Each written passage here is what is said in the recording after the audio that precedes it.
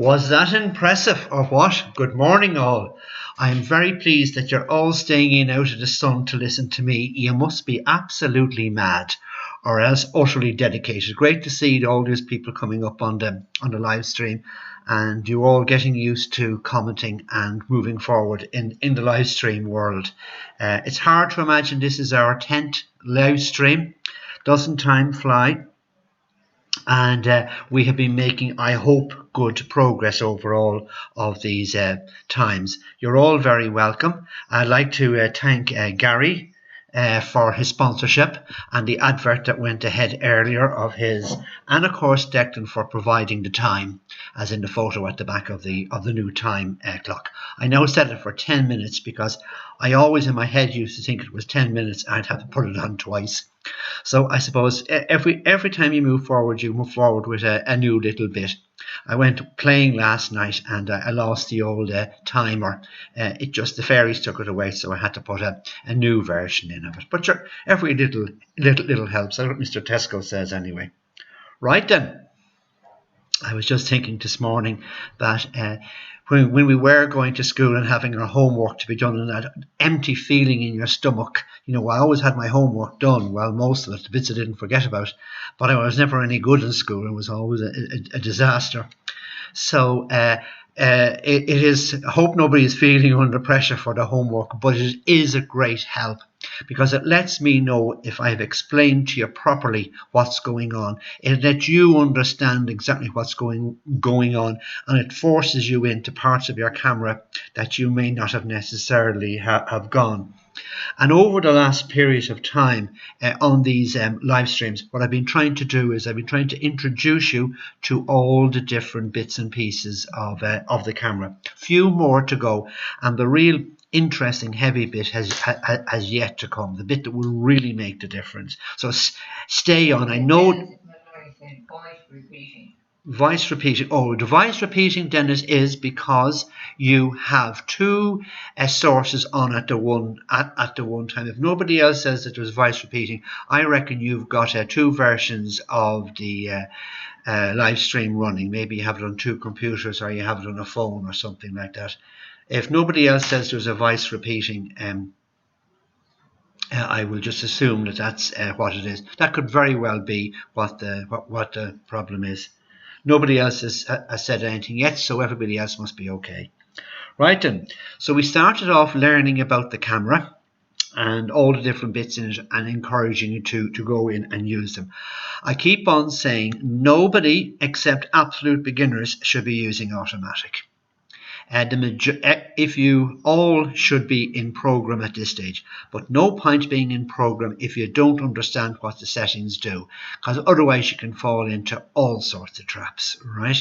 So as you learn the traps and know what's involved, nearly everything gets shot in program. Now from now on we are all progressing, and from now on I will be talking about using aperture and shutter priority, because a lot of the receiving loud and clear. Except they're all receiving loud and clear except Dennis. That's okay. It must be a problem within your system, Dennis. Probably two systems, or maybe it's on in two different rooms at the one time or something. Don't know. Anyway, I'm saying that we are moving into doing the aperture and shutter priority, and that's where all intermediate and advanced people should be. And with the huge amount of knowledge that you've gained with what all the settings mean, it's a much safer and better place to be. Automatic just takes care of all those settings in a default position and doesn't let you make any mistakes, but you've got so much more control when you move into program, and then even more control when you move into the other two sections. We started off with the exposure compensation, and exposure compensation was very important for if you look in the back of your screen and it looks too bright or too dark when you're using a program, doesn't properly work in automatic.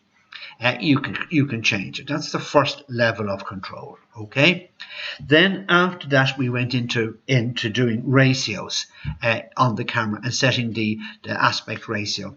And this is an important issue, not the end of the world, but an important issue. as to know the size and shape of the images. If you look at the image that you're looking at now on the screen, that's probably a 3:2 ratio. But remember, if it went out to the very, very side of your screen, it will be 16:9. When you were looking at Gary's video, most of it was set up in 16:9, so it went out to the extreme sides. So that's why when I say when we're doing slideshows, the 16:9 is great, because that's the new format that's being used on TV and projectors and all these sort of things. So that was the issues that were involved in that. And it also ties into printing as well, as we're saying, into printing size. Then we went on to do ISO. And what happens with a lot of people when I get them to do these sort of exercises, what happens to them is that they look at it on the screen, look at it on the computer, and say, I can't see any difference. And as time progresses, you will actually see more and more difference in it.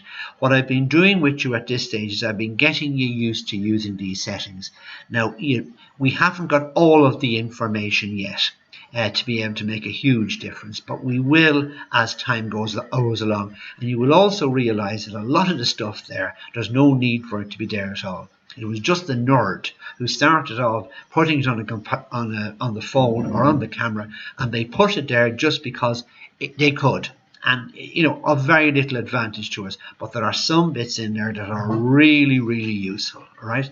So that is what we went on to, and we were doing ISO.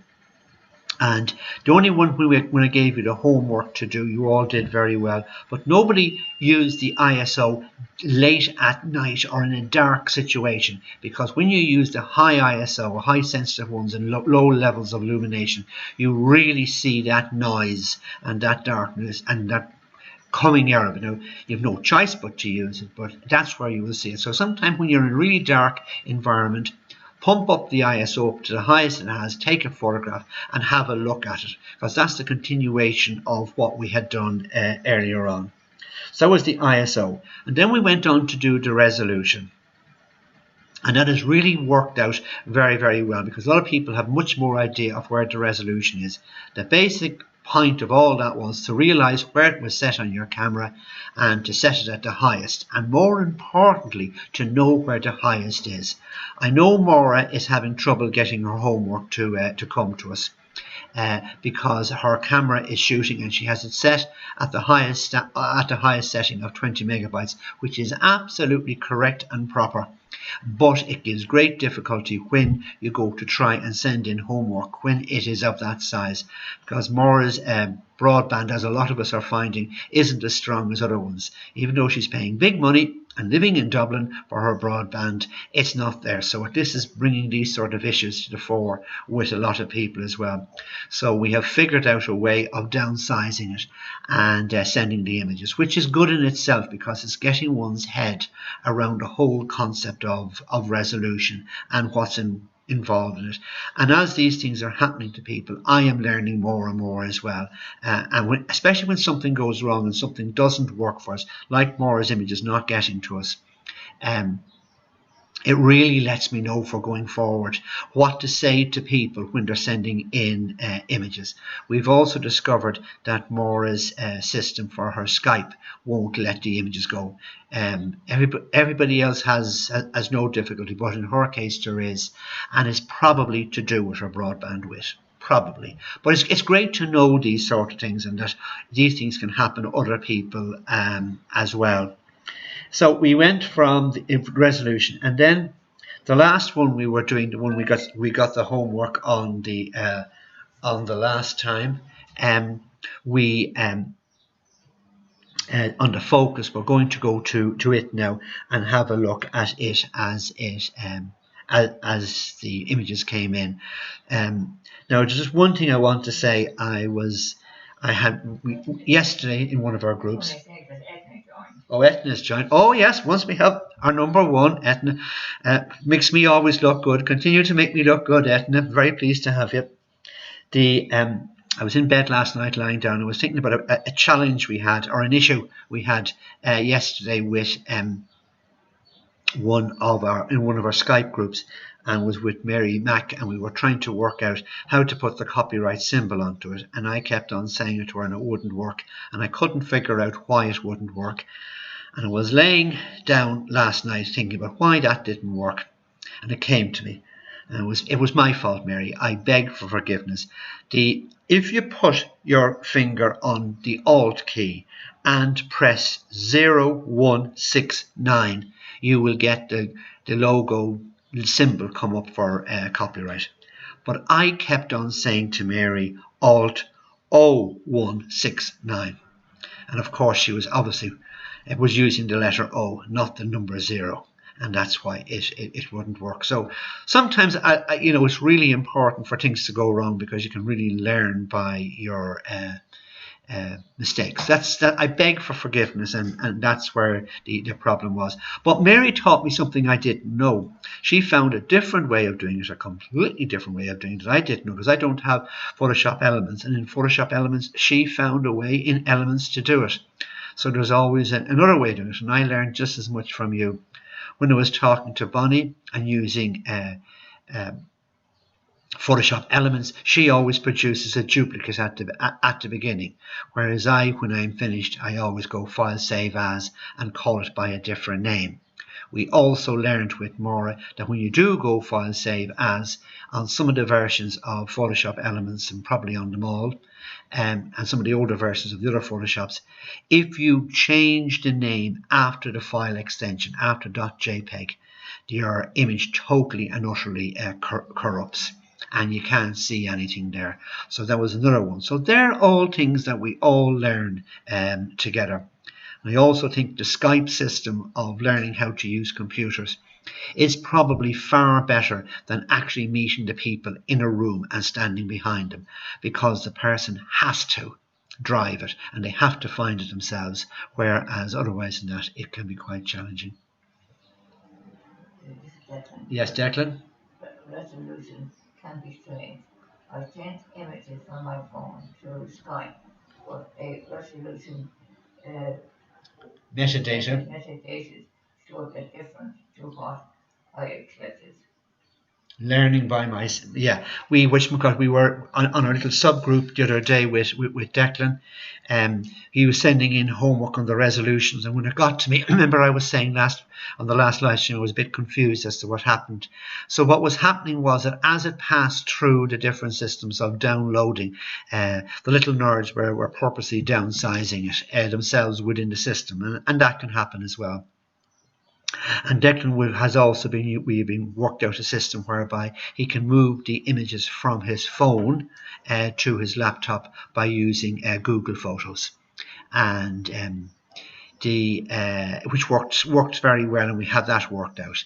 And all these things we learn with, and I say doing stuff on the computer with people where you can share the screen is a wonderful way of doing it, because I think it really forces the person to do it properly and to learn it. And also, if you are explaining it to them, you can see the minute their cursor is going in the wrong direction, and otherwise you don't know that they're looking in the wrong direction. So very impressed that you're all staying in out of the sun and listening to me. So let's get to the homework.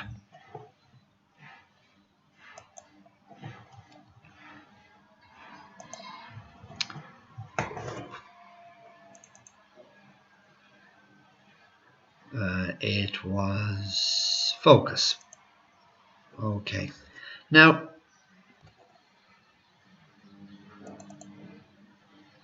I just go back here just for a second, all right? Because it is quite easy to get confused. And there's two things here that are very, very similar, all right, and very, very confusing. The one we are talking about now is the focusing of the camera, and all these different words that would come up on it. And as I've been going through with you, you have all different versions on it as well. So matrix, evaluative, spot, center weighted, autofocus mode, custom pinpoint are all systems that are put within the camera to automatically focus for you. And remember also manual. Now maybe I didn't say it enough when I was going the last time, but nobody that I can see anyway has sent me in a manually focused image. And very often that is a very important one, to know where the buttons for it on your camera are and how to manually focus, because sometimes if you are trying to focus against a surface that there's no detail in it, it just won't focus for you, and on those occasions you have to turn off your focus. If you're doing portraits from a tripod, once it's focused the first time, it's a good idea to go on to manual. So that's another one of them not to be forgotten about. So you can go back and you can have a look at that later on. These have usually got symbols up on them, and they all have different sorts of symbols, and these are the sort of symbols that are used. Now this also appears when we're talking about exposure as well, and not focus, and a very similar type symbols, and they can be very confusing, and they are two different things that operate in two different areas, so not to get yourselves confused with the two of them, right? I often find that you nearly have to do the exercise and realize this on your own camera before it makes much sense for us. Just close the door up. That's the washing machine. We do have to have clean clothes every so often, and it's going in a mad spin. Okay, so that was that. Let's go into the homework. Okay, now Maura worked very, very hard on this. The first images coming up are Maura's, and Maura went to a lot of trouble of renaming the image in Photoshop, putting what she had done on each one of these photographs, right?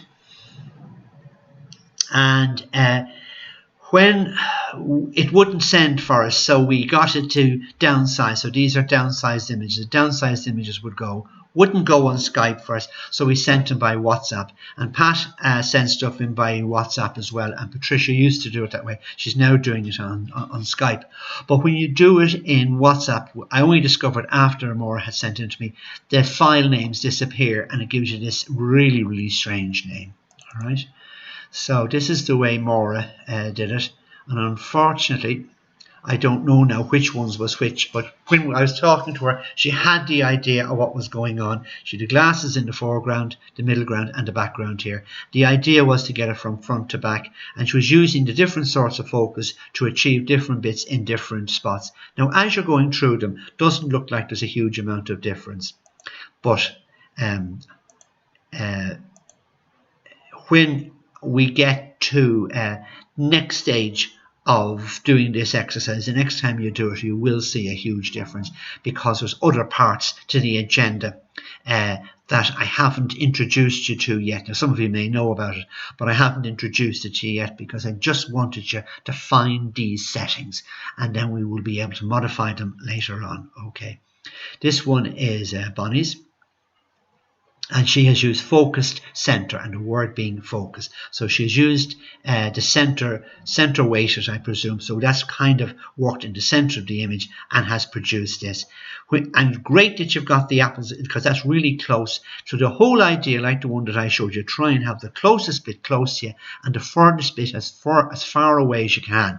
And something like chairs like that and things with texture in it really makes a good surface to be able to check whether it's focused or not.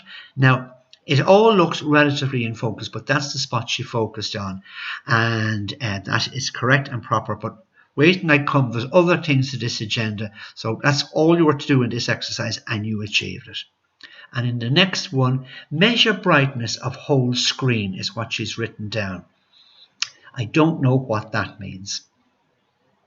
I wonder has she moved to the exposure version rather than the focus version, because there's two different things there. I don't know what that means. She can go and have a look at it. And when we're in our little subgroup again, we can go back and we can talk about that. It's probably pretty obvious as to what it is, and she's probably screaming at the screen now, giving out to me that I don't understand. And Bonnie did spot. She called it metering here, right? It should be spot focusing, because spot metering also exists, but that's for exposure, not for focus. Okay, they're first cousins of one another. Now maybe she meant to say focus, and it is probably spot focused on this spot here. right? And that will make sense as well. Okay, these ones were put in by Etna, and Etna just got her homework in time. I always close down Skype before one of these sessions, because the camera that I use for the live streaming and the camera for Skype is the same, and if somebody rings me it messes up the whole system, so I have it turned off. So just before I turned it off, in comes Etna's photographs, and they're really worth looking at because she's gone to a lot of work. She's done that one area focus, and that's what we're talking about, and she found it on the camera.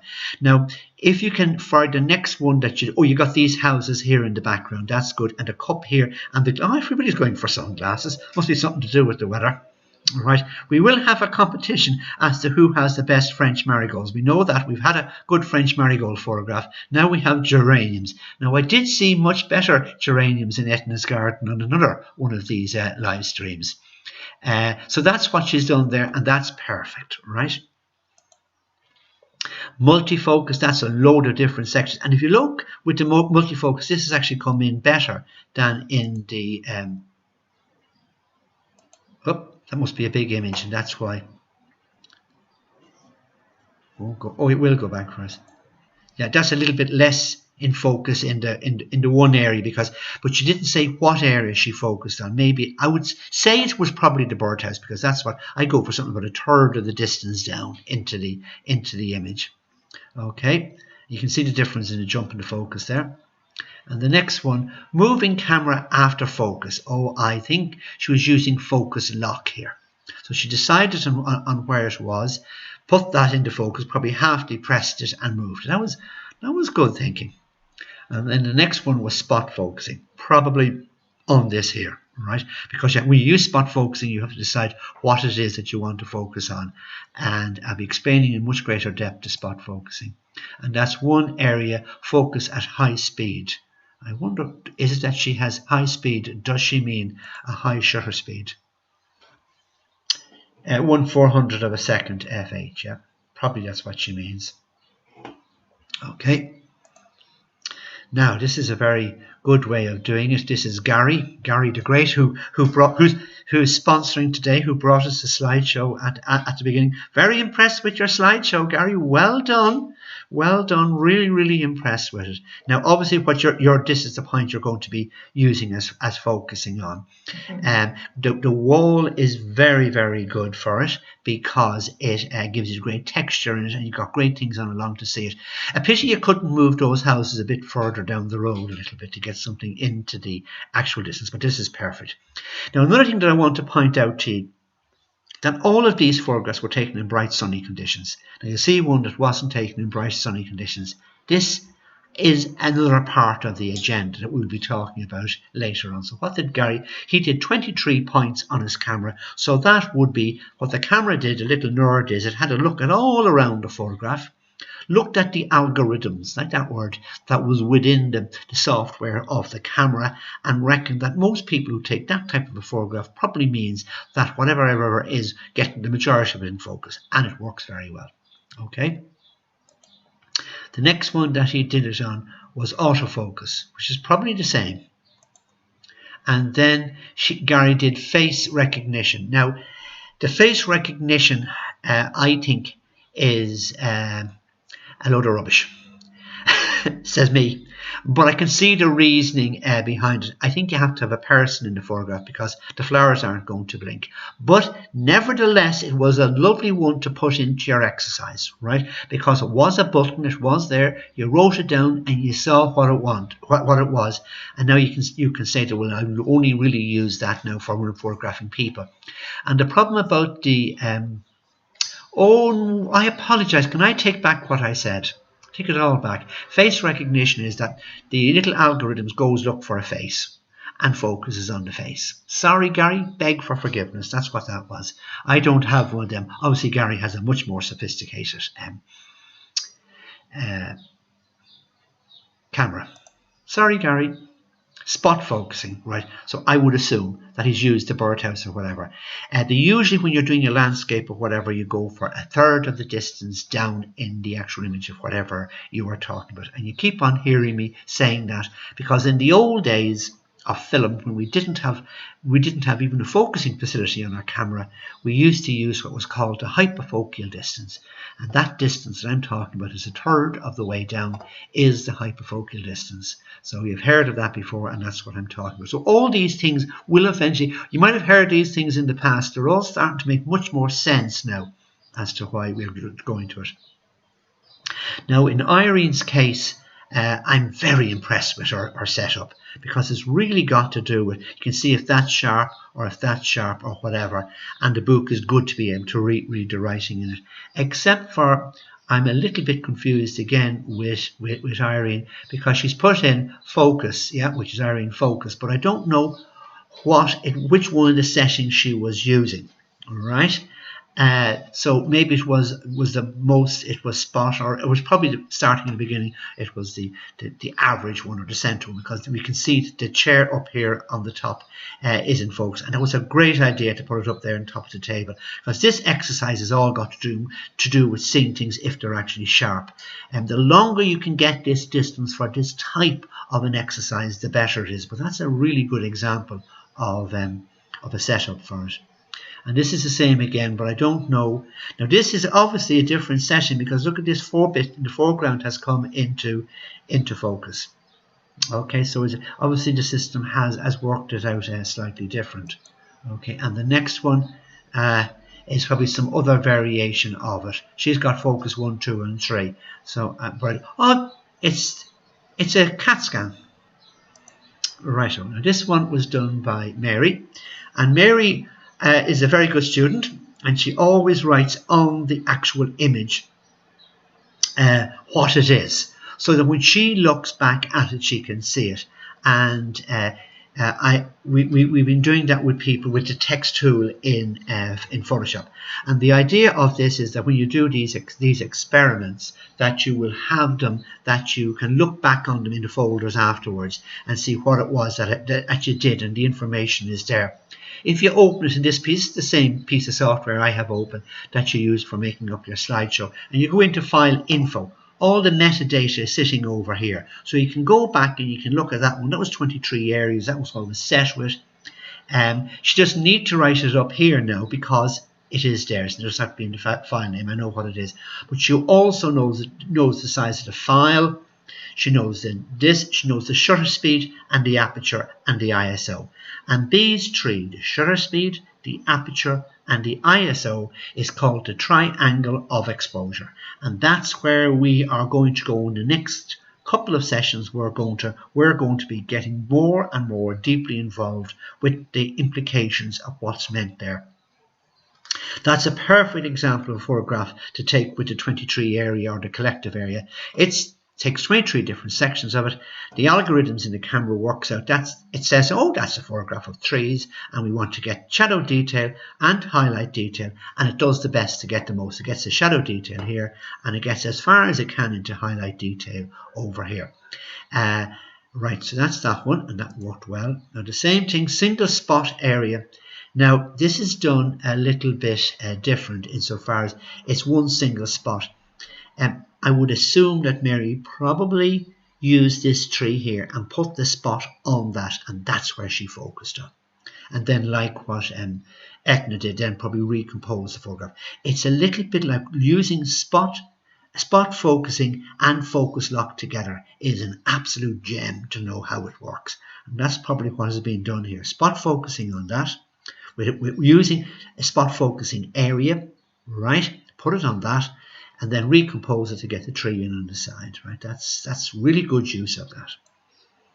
Now this one is Pat, and Pat got a little bit confused, and his photographs came in a little bit strange, and came in on WhatsApp. It's very hard to hold the actual file name, and he said he was using the tower, right, for focusing. This is a very interesting shot, because you've got really bright highlights here and really dark shadows here. That's impossible to get both detail in both top and bottom, and metering system and the system that you would use on this has a huge impact on it. Okay, this is the same thing again, Pat using the idea of the long idea, using different source of focus. Now when you're doing it with on a phone or on an iPad like Pat and Patricia does, It's got a lot to do with where you put your finger. Wherever you put your finger on the screen, that's the spot that the exposure works out for, and that's the exposure the spot meter, the focus goes as well. It does the two at the one time when it's on a tablet or on a phone. And on Patricia's iPad, it comes up as AF. Something as AF spot focusing or something comes up on the top of the screen when you actually do it. So that's a good example of it, and it shows the idea of getting it from the foreground right into the background in focus. If you take something like that on a real bright day using these automatic settings, you're almost guaranteed to have from front to back in focus. Did it on a dull day, it won't. Triangle of exposure. We're coming to explain those sort of things. These ones are put in by Patricia, and she's been doing this with her, I presume her iPhone or her iPad. Great idea to show from foreground to background into it. She says glass, so I presume she's focusing on some glass, but the glass she's focused must have been a glass of wine and she's drinking it at the time. I don't know, but she's doing this with her phone or her iPad. Do you see that she's using 16:9 ratio? Now you're starting to get to realise, and she's using it in the vertical format, and she's getting it from here to here in focus, and she's probably pressing her finger in the appropriate spot. And this is the same thing again, and she says mixed up. No comment. And this one is again, I don't know. She has changed something around here and practiced with it, and it's a good exercise in doing. You know, if you're doing things on phone or on the iPad, the settings are kind of slightly different, but there's quite an amount in there, and we should never, you know, those phones and those iPads have as many settings in it. Sunglasses. Oh, Oh, sorry, Patricia. Sunglasses and me putting this, you know, your drink wouldn't touch your lips. I beg for forgiveness. Sorry, Patricia. Okay, I'm very impressed with this one. I thought this was a good one, a good way of doing it. All right. And now on this occasion, if you notice, it's taken in a much duller conditions. It's not near as bright in this situation as it was outdoor on the bright occasion. I'm not saying one is any better than the other. I'm just saying this is a different environment. So the triangle of exposure all plays out in a different sort of a way here. And she's got the idea of, she put in foreground, middle ground and background out here, right? And in this one, she says she's focused on the foreground. But I don't know which one of the methods she used to go on the foreground. Was it spot? Was it center weighted? Was it the, you know, various names? Was it the 32 areas? Was it one area? Whatever. But obviously, regardless, you can see what she means. She has focused on the foreground, and she has the foreground in focus. And the background is not in focus. And we will be going into some much greater depth afterwards. And all these issues here around ISO and whatever will all become very, very significant. This exercise, it was only to do with focus. So I'm just saying how this is going to lead into other things further on down the way. This next one, she says middle ground. So she's probably focused on the middle ground, and she's lost a little bit of the focus here in the foreground, which is what you would expect.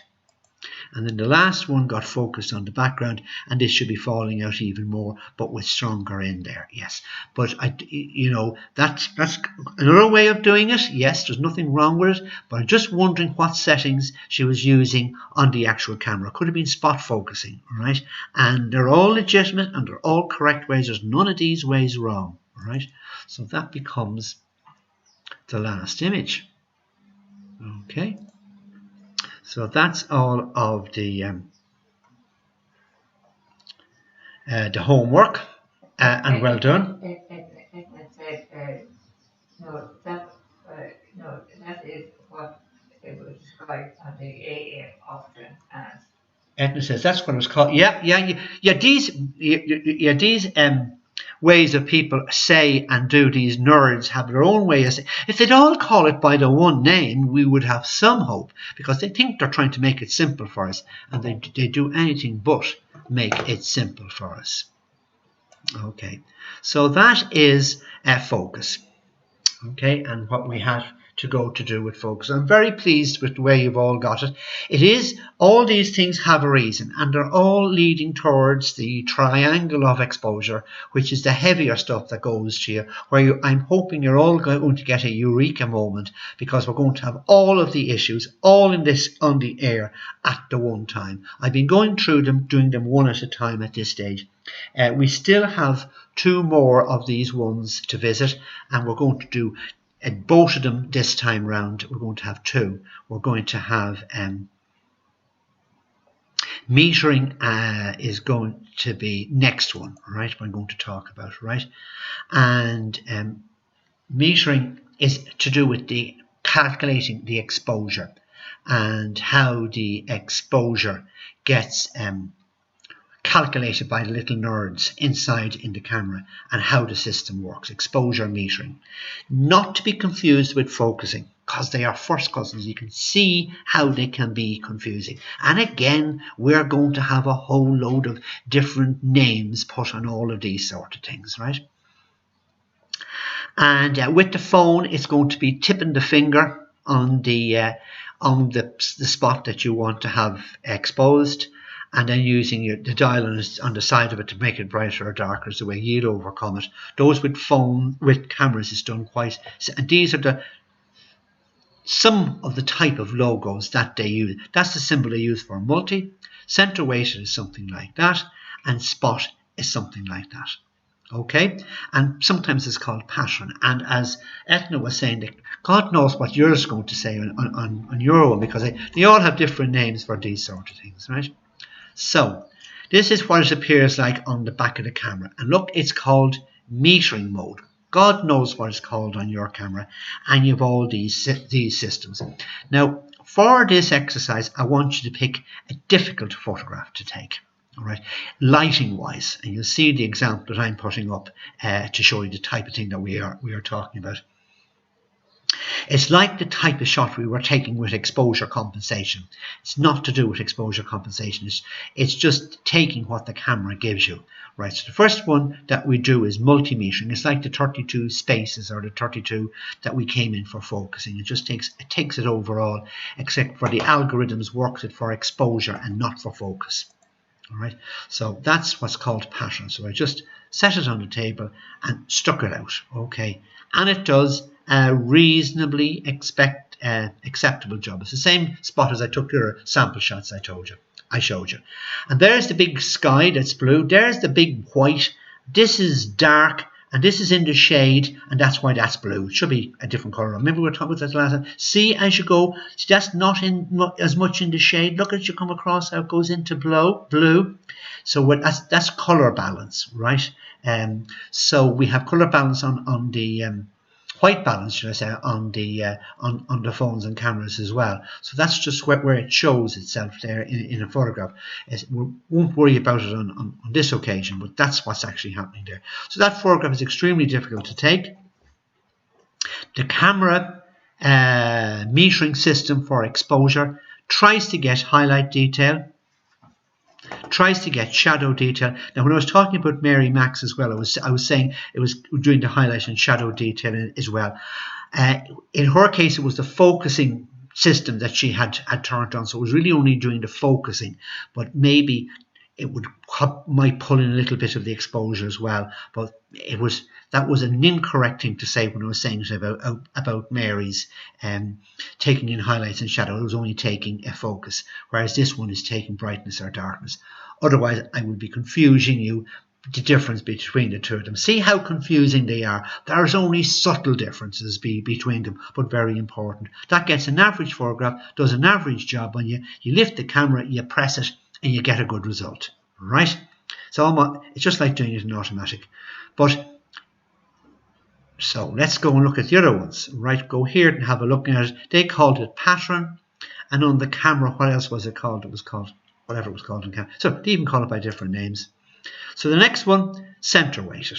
That is, it just takes the center of the photograph into consideration for exposure, for light, not for focus, for light.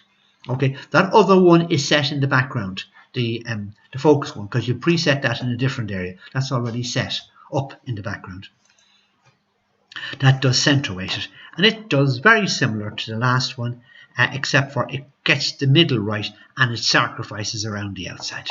Okay, there's not much difference between the two of them, really isn't. And you'll find that, and that's a logical conclusion to come to. And it's called it's center weighted average. That was called the same when it got into Photoshop. Okay, and then the next one is spot metering. Okay, and this is a one well worth having, as is spot focusing. If you want to be really pernickety and produce excellent photographs, and you have the time and the experience and the will to use it, spot focusing and spot metering are really well worthwhile, because it gives you ultimate control, or gives you considerably more control, right? So this is spot metering. That's the way the symbol comes up on the back of the camera. We go back to the same shot. Now, when it does that, as it does in spot focusing, it will tell you what bit, that's the spot on the back of the camera, that's going to focus, is going to take the light reading from. So I'm going to take the light reading from the sky, okay, because that's where the little X is. So I took the reading from the sky and from this area here, and look what it did. It correctly exposed it for this area here. You've got highlight detail, but look what's happened to the shadows. Completely gone, no detail. Okay, that might be the photograph you want. Okay, now look at spot metering again. We go back to spot metering. Okay, go back to spot metering again, but this time put it down here into the shadows, onto the bottom of the seat. Take the exposure from there, and look, at it's completely different. That's the area that is taking it from, spot, and see how it's brightening up the shadow detail, assuming that that's what you want. Now, when you would look at that, you would say to yourself, oh, go away. You would say to yourself that that's not right. So then you could correct that if you wanted to with that, by using that reading system, by using exposure compensation, and you could make it darker there if you're using that system, because that's playing back into stuff that you've learned earlier on. This spot metering works very, very well if that was a person and you were photographing them against backlighting and you wanted to have their face correctly exposed. Spot metering is the way to go. So when you do spot meter a person's face in a backlit shot like that and you take the photograph, usually it is one stop under or overexposed from that gives you a better result, whether the person be dark skinned or bright skinned. So these are things that you have to know about if you go into the advanced or intermediate standards, when you are trying to get those extra few points and understand what's going on. And you all have cameras that will do these sort of things. And all these things are set in your camera. So taking the trouble and the effort that you are and the hardship that goes through to understand what they do will improve your photography no end. But you have to continually be using them. So that's what that has got to do with. And that's called spot again. Okay. Now, that's what you've got to do. You've got to go back out and do that as your homework. Go out and see what it gets. Send in the photographs. And we're talking about exposure now. So remember to have preset in advance all the other settings. Don't forget about them. What sort of focus are you're going to use? Maybe the 32 system, right? Do it with that. And then do the exposure using the different exposure settings and see how. But take a really difficult one like that so that you can see one that's really bright and one that's really dark. Now I'm just coming back to talk about our photo challenge, because this has to be in by next Monday. Sorry, but I have been giving you advance warning about this. This is photographic, and in this I want you to prove that all the stuff you've learned has been worthwhile. So we're looking for technically really good photographs to be exhibited in here. We're expecting them to be artistically brilliant and compositionally brilliant, everything, right? We're looking for it like it was a competition. All right, and I have now, as far as I know, finalized the bits and pieces. This has been rewritten 4 or 5 times as we go through it, and we see people misunderstanding or not knowing how to do things or whatever. It basically is what the top line is. A photo challenge. We call it the May challenge because we started in May. It'll be out in June. You upload your images on the Enoiga photo website. That is our photographic website. This is designed for the future when the live streams are over and we're back to a normal organisation. This is back doing it as though it was an organisation.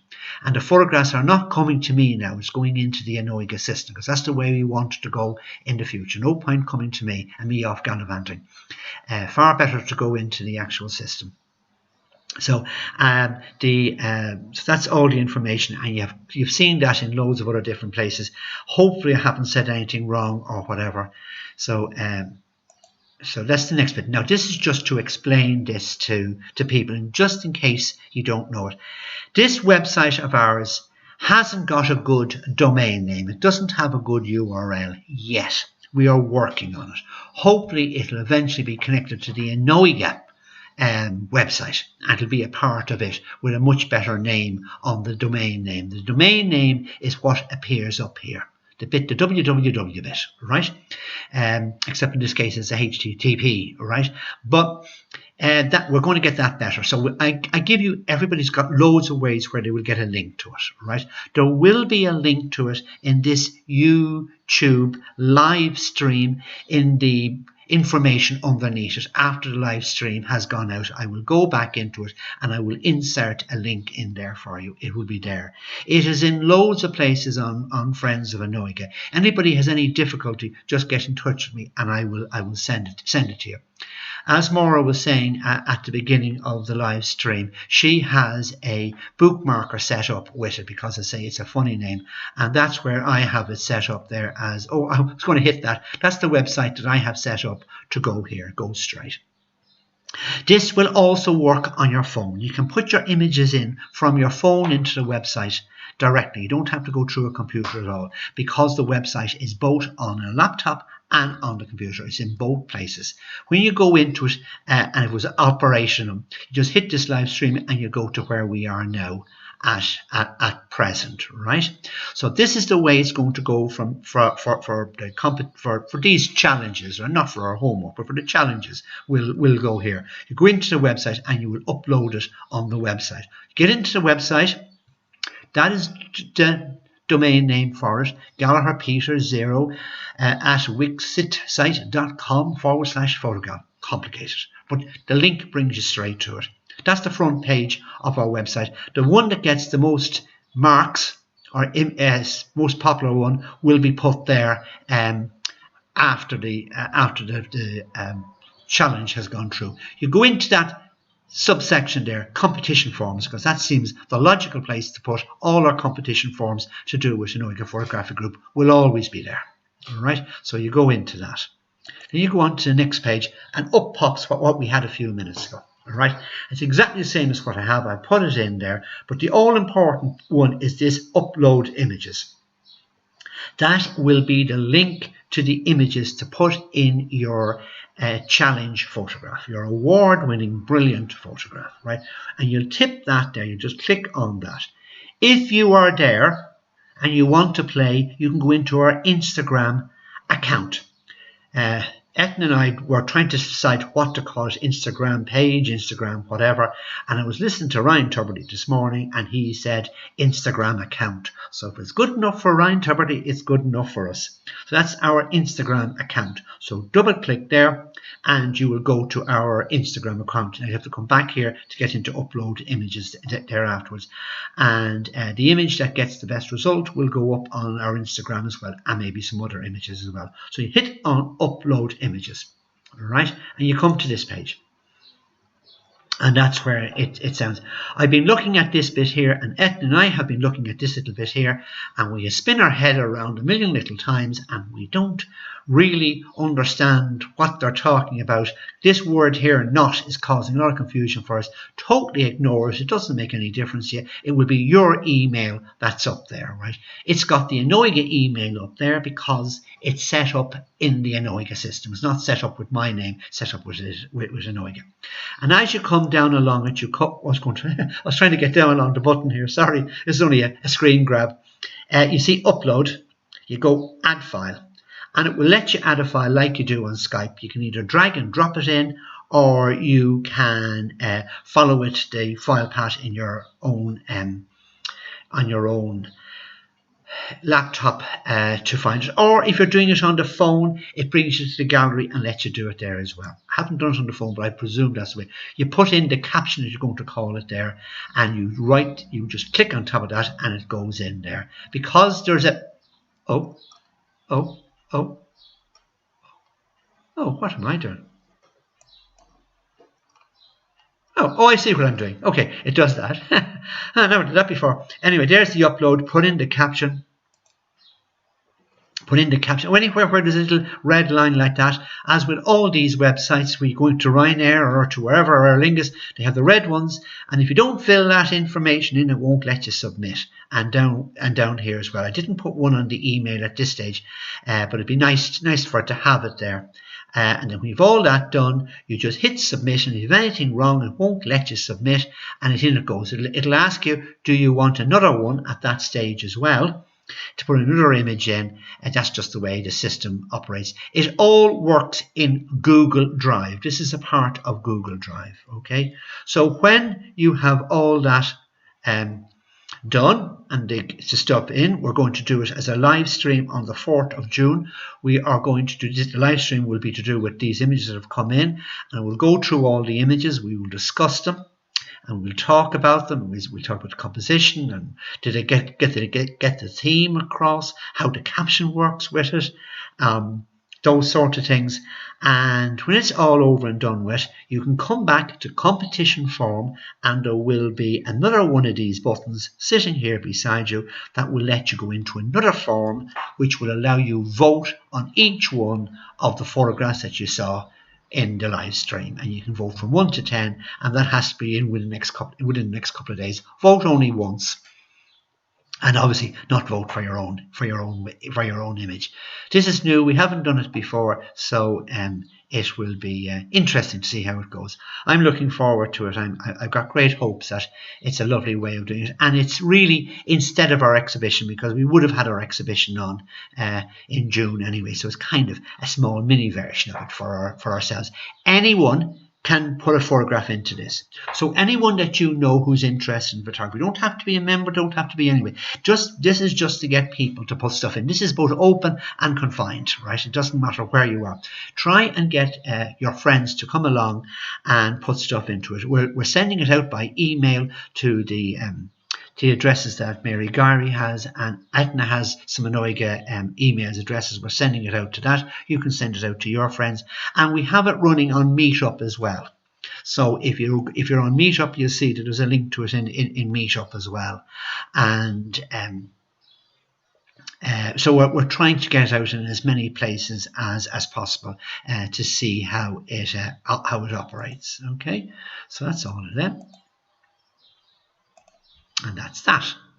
Okay, you're getting a lot of hard work today, aren't you? Okay, the next bit is the second part of you've got metering to do for homework. You have a lot to do, and you've also got this other one to do, because the sun and the weather is going to get too good, and you're going to all disappear out on me. Right, and if we could get this organized, it's a relatively short one. There's only 3 or 4 photographs to be taken in it, and it's a relatively easy one to do. The effect of shutter speed and aperture on the photo. Right, the shutter speed influences the amount of movement that appears in the photo. That's what I'm talking about. Okay, so this is to do with taking photographs using shutter priority. Okay, so you can see where I'm bringing you now. For the first time, I'm bringing you into shutter priority. Up to this, you could have done everything in program. This cannot be done in program. This has to be done in shutter priority. Could be done in manual as well if you want to. So you're going to have to find the buttons that does it, and the way it changes the different shutter speeds and apertures and whatever. And like the one that Gary did earlier on, and he ran out of rope for settings, this can happen here as well. You know, if you do this on too bright of a day, you get one set of results, and do it on a darker day, you get a different set of results. You go more and more to the two extremes. Triangle of exposure and the implications that are involved in it. So you set it to a TV is what it often appears on the camera. T, and sometimes it's called S, time value. All right, so that's where you go to, and you have to figure out which buttons does it. So I got Mary to get the wooden spoon at me and stick it out the window. And I want to put on the file information here so you can see what's actually going on. Right? The all-important thing here now is the shutter speed. The ISO is taking care of itself because it's on ISO. Because you're in shutter speed, the aperture is taking care of itself. Right? So we're shooting this at 1,250th of a second, and the camera will let us do it. Right? It may not let you do it because it's out of range. So there are issues. And when you're at the high speeds and the low speeds, these become issues. Right? And your ISO was, on this occasion, was automatic and was set at 1600. If you get to understand all the implications, you can cheat here a little bit and move things around. So you can set that to auto or whatever. That does affect it. The one we're really looking for is the shutter speed.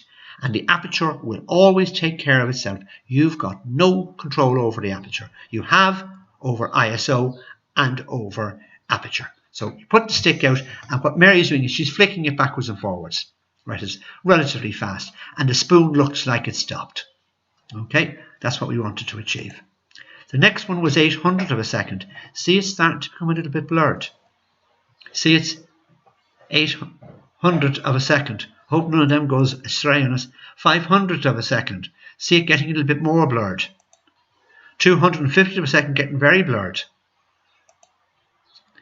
200 of a second blurred. And 100, it says 100, I said 125. It's very, very blurred. Right? So that's what I want you to do. I want you to take something moving. You could use a fan for this. You could use a flag for this. You could use... if you're only on your own and you can do it, you can use delayed action on your camera and run out in front of it and spin the spoon yourself around. Have it relatively in the foreground. Focusing, you could focus on the spoon before you start in manual focus. See all the bits and pieces that you can put into play on this. Because you've got much more knowledge now, there's much more opportunities and ideas coming to you with all of these. All right. I hope that that wasn't too heavy for you. Sorry, there's 3 little bits of stuff to get in, but there is a long weekend and there's a good bit. The shutter speed is very interesting, and the exposure. And now, as you can see, all the work that you put in, how it's all going to materialize into being something that's really, really worthwhile. We used to always do this ourselves in the old days in manual. All right, this all can be done in manual as well, but you don't need to worry about it. Just shutter priority is where I'm bringing you now, and learning about shutter priority. If you can't figure out how to change the apertures and the shutter speeds on your camera, YouTube and your Make will do that for you, and it will be frustrating. But it'll be the best bit that you'll have ever learned, because from now on, when the intermediate and advanced people going out, they will not use anything else other shutter speed and aperture priority. When they're doing sporty type stuff where speed is important, or they want to get a milky waterfall, this is where they need to be. The milky waterfall comes in at the longer shutter speeds. Okay.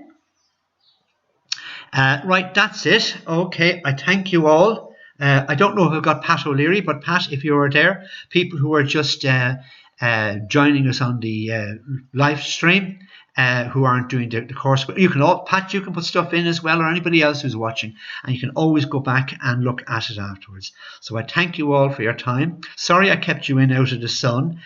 Go forth and take wonderful photographs. Try and get those challenge photographs in, and sorry too, that's a homework. If you send them in two separate sessions to me, it would be great, because I can put them into two different files to do with two different lots of homework, and try and put in on the name what it is that you were actually doing. Okay, take care and be good, and we will look forward to seeing you in the next live stream. Take care, be good, bye.